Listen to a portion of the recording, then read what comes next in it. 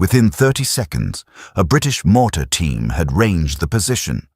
3 rounds later, the machine gun stopped firing. "Advance," Pemberton called, and the British moved forward again, same pace, same precision.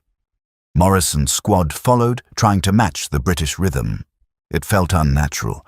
Morrison wanted to run, to get to cover quickly, but he forced himself to move at the British pace. Hayes, beside him, was breathing hard. "This is taking forever," he muttered. "But we're not getting shot," Morrison pointed out. They reached the crossroads 15 minutes later. The German position was abandoned, the crew having pulled back when the mortars found them. The British immediately set up defensive positions, sent out patrols, and established a perimeter. No celebration, no relief. Just the next task. Pemberton found Morrison. "Your men did well. Good fire discipline." "We followed your lead," Morrison admitted. "Sensible. You'll develop your own style eventually." "Everyone does."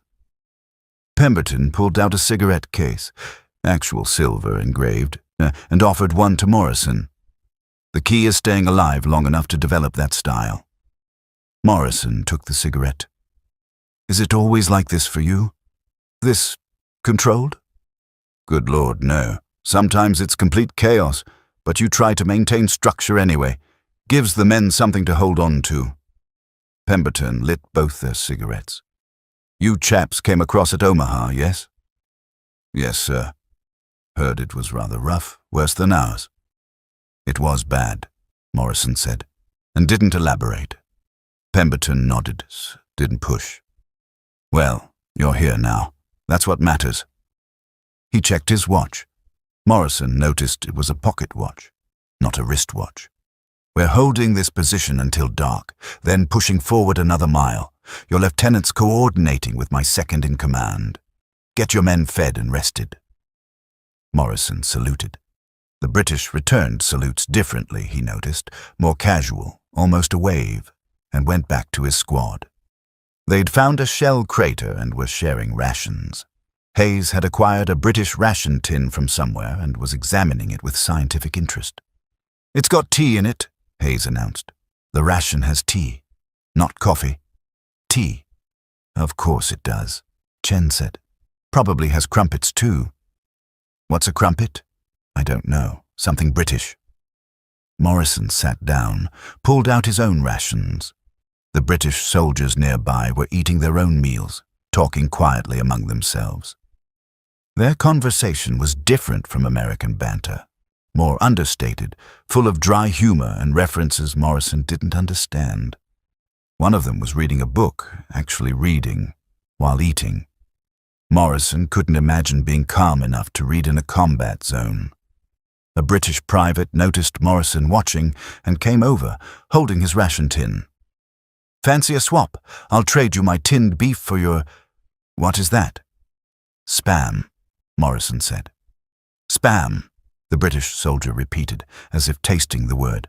"What's it made of?" "Mystery meat." "Ah, same as ours then." The soldier sat down uninvited, produced a cigarette, and lit it. "You lot did well today. First time working with us?" "First time seeing you," Morrison said. "Really? Thought you'd been training in England." "We were, but we never actually met any British soldiers. Just trained on our own bases." The British private considered this. "That's mad. We're supposed to be allies, and they kept us separated? What did they think would happen when we met? We'd start fighting each other?" "Maybe they thought we'd be too different," Hayes suggested. "Are we?" the British soldier asked. "Different?" Morrison thought about it. "Yes, but not in bad ways. Just different." "Well, that's all right then." The British private stood, brushed off his battle dress. "Name's Reg, by the way. Reg Cooper, Sheffield." "Bill Morrison, Virginia." "Virginia, that's in the South, isn't it? You grow tobacco there?" "Some places." "Right, well, Bill Morrison from Virginia. Try not to get shot. I'd hate to lose a new friend so quickly." Reg wandered back to his own squad. leaving Morrison slightly confused about whether they were actually friends or if that was just British humor. He was weird, Chen said. They're all weird, Hayes added, but in a good way, I think. Morrison wasn't sure about good or bad, but he was beginning to understand that the British had their own way of fighting, their own way of surviving, and it worked for them. It might not work for Americans, it probably wouldn't, but it deserved respect. The evening brought more contact between American and British forces as units consolidated positions and established defensive lines for the night. Morrison's platoon was placed alongside a British platoon in a hedgerow position overlooking a valley. The British immediately began improving the position, digging deeper, establishing fields of fire, setting up a rotation for a watch duty. The Americans, exhausted from 2 days of combat, mostly just collapsed and tried to rest. The British platoon sergeant, a man named Davies with a Welsh accent so thick Morrison could barely understand him, came over after dark. "Your lads look knackered," he said to Lieutenant Kowalski. "We are knackered," Kowalski admitted, "whatever that means." Tired, exhausted, done in. Davies squatted beside them. "When did you last sleep proper?" "Before we got on the boats. 2 days ago." Davies whistled softly. "Right, here's what we'll do. My lads will take first watch. We're used to it. You boys sleep until midnight. Then we swap." "Fair." Kowalski hesitated. "You sure? That's a lot of watch duty for your men." "They can handle it. Besides, you're no good to anyone if you're falling asleep on watch." Davies stood. "Get some kip. We'll wake you if Jerry shows up." Morrison wanted to protest.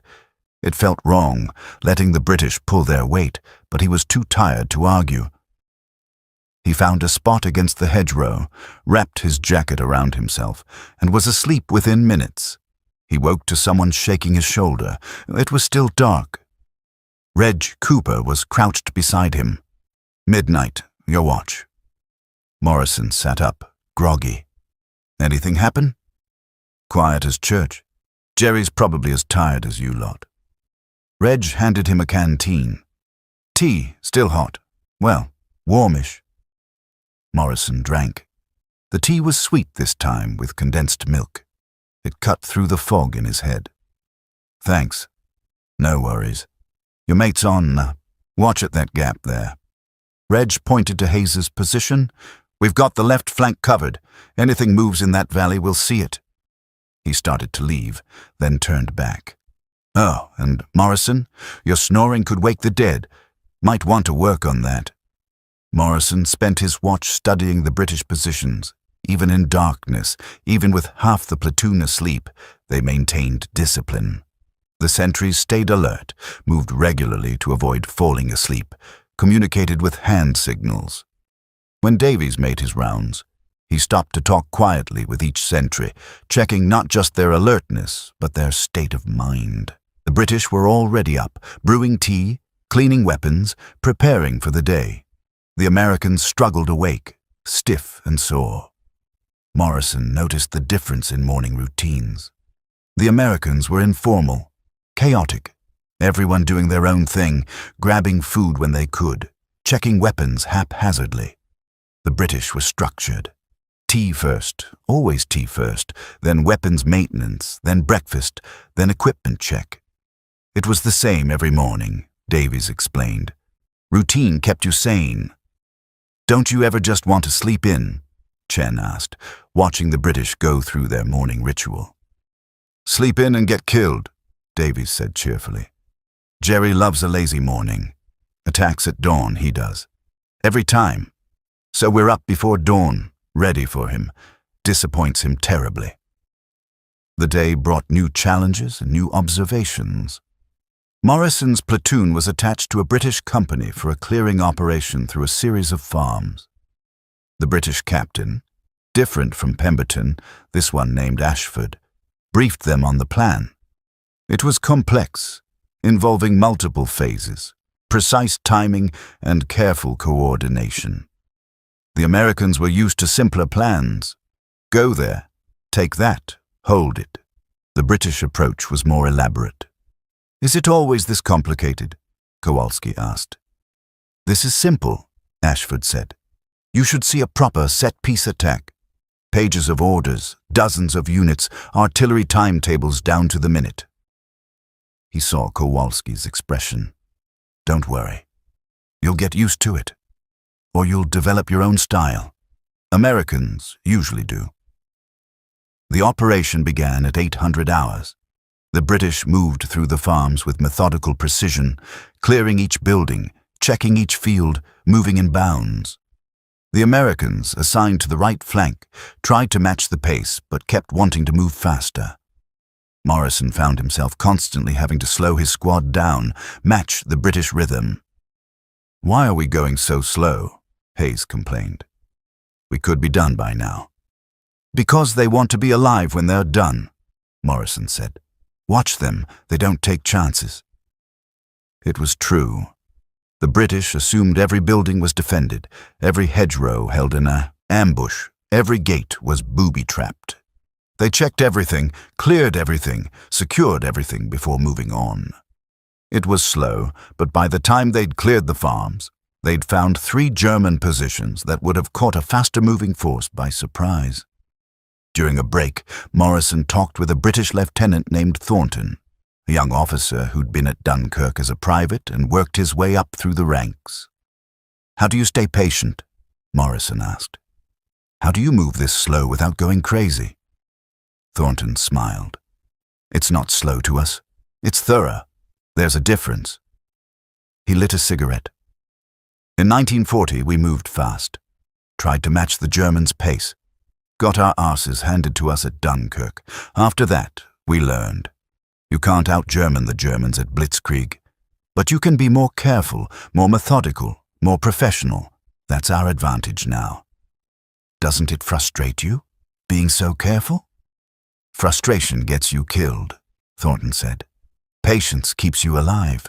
We've lost enough men learning that lesson. I'd rather you chaps learned it from watching us than from your own casualties. Morrison thought about Omaha Beach, about the men who'd rushed forward and been cut down, about the chaos and confusion. Maybe you're right. Of course I'm right. I'm British. We're always right. Thornton grinned. That's a joke, by the way. We're not always right, but we've been doing this longer than you, so we've made more mistakes and learned more lessons. Take what works for you, ignore the rest. By mid-afternoon, the farms were cleared. The British had captured 12 German soldiers without losing a single man. The Americans had learned something about patience, about thoroughness, about the British way of war. It wasn't exciting, it wasn't glorious, but it worked. That evening, Morrison's platoon shared a bivouac with a British platoon in a captured German position. The British immediately began improving the position, typical, while the Americans collapsed. Also typical. But this time, some of the Americans helped with the improvements, having learned that the British habit of constant preparation wasn't paranoia, but survival instinct. The British broke out their rations, and this time the Americans and British mixed together, sharing food and stories. Hayes traded his chocolate for British tinned pudding. Chen got a British soldier to explain cricket, understood nothing, but appreciated the effort. Morrison found himself talking with Davies about pre-war life, about families, about what they'd do after the war. You married? Davies asked. Engaged. Girl back home in Richmond. You? Wife and 2 kids in Cardiff. Haven't seen them in 3 years. Davies pulled out a battered photograph, showed Morrison. A woman and 2 children, smiling. War's hard on families. You think it'll end soon? Davies looked at the darkening sky. We're in France now, that's something. But Jerry's not beaten yet. Long way to Berlin. He put the photograph away carefully. But we'll get there, you lot and us together. We're good at different things, but together, we're strong.